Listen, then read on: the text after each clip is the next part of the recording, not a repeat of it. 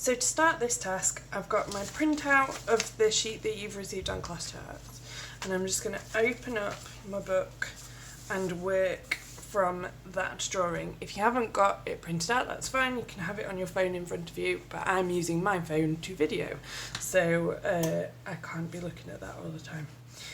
And I'm going to start off doing exactly the same technique that we did with this. So I'm going to start with loose shapes to try and get the scale of the beetle right.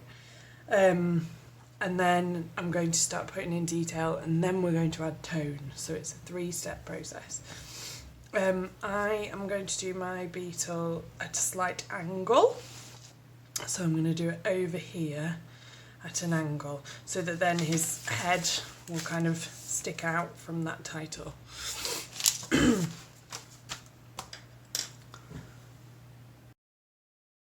So I start off with sketching really lightly, so you might not be able to see it on the video, the kind of sausagey shapes that I used for the bee.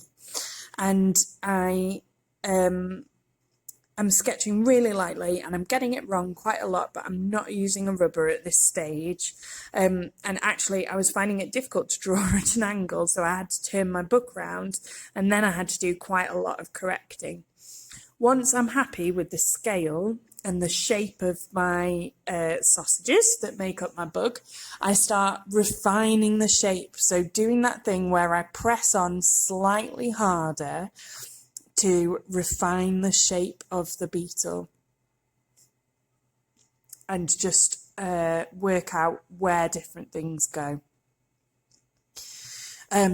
So what I found quite difficult about this was getting the details and getting the scale right. So I worked out that my original shape was quite wonky, and I'd done things quite small, so I had to make quite a lot of them bigger and correct it quite a bit. Now that's not a problem at all, that's just the way art goes. And I think because I'm doing this beetle bigger than we did our bee, sometimes I find it a little bit tricky to scale up a drawing, so I think that's why this one was quite a bit harder. And you remember that I struggle with shape anyway, because I drew the wings way too small before, so on the bee, so I just have to be really careful that I'm looking at everything. So getting all of the details in, so I've got a really good line drawing to go from before I start adding tone. So it's exactly the same process that we did last week.